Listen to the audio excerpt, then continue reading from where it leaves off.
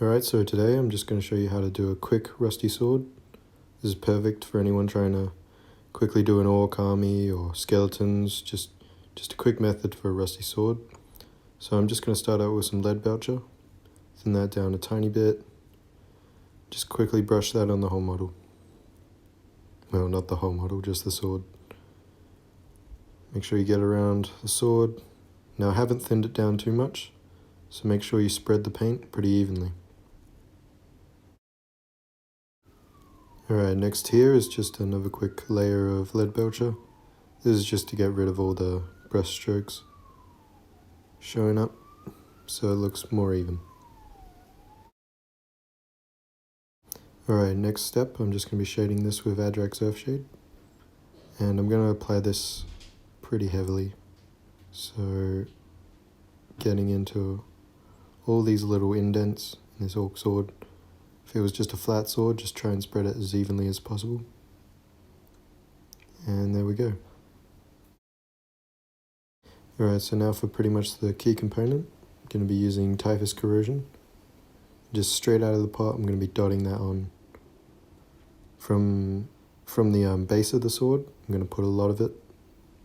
And I'm going to work my way up, trying to leave those sharp edges on the model. Make sure you apply this pretty well. So pretty thick towards all the parts you think would be the most rusty. For instance, the base. And I'm just going to put a lot in those indents.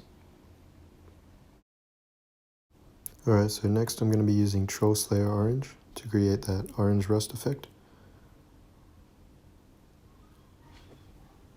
And so I'm just going to dot that on pretty much the same way as I did with the Typhus Corrosion.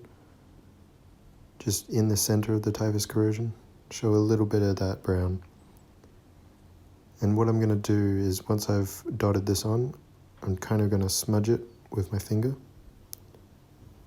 Just so it's not, that fluorescent orange over the sword. So it's kind of dulled down a bit. So I'm just going to tap away all that. Put a little bit more on. That should be good. Alright, so next I'm going to use Stormhost Silver. And I'm going to get this on the edges. Just working my way up. Kind of making scratches on the edge of the blade. So, just going to go back. You want to hit the very edges and work your way up in scratches. Make sure you're hitting all of those sharp edges, so including in the middle of the sword here.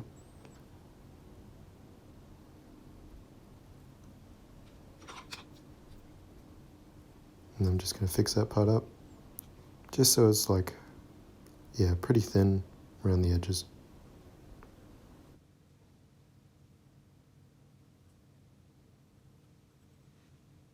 Right, and that's about it for the Stormhost.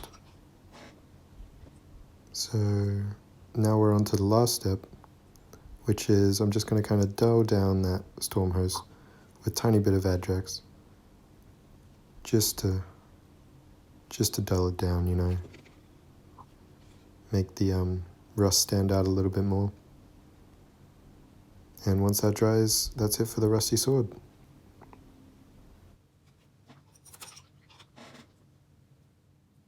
And there's the rusty sword done. So this method's pretty good for batch painting. It's quick and easy to do and gives you a nice sword effect. So feel free to subscribe if you want to watch more videos like this. Thanks for watching.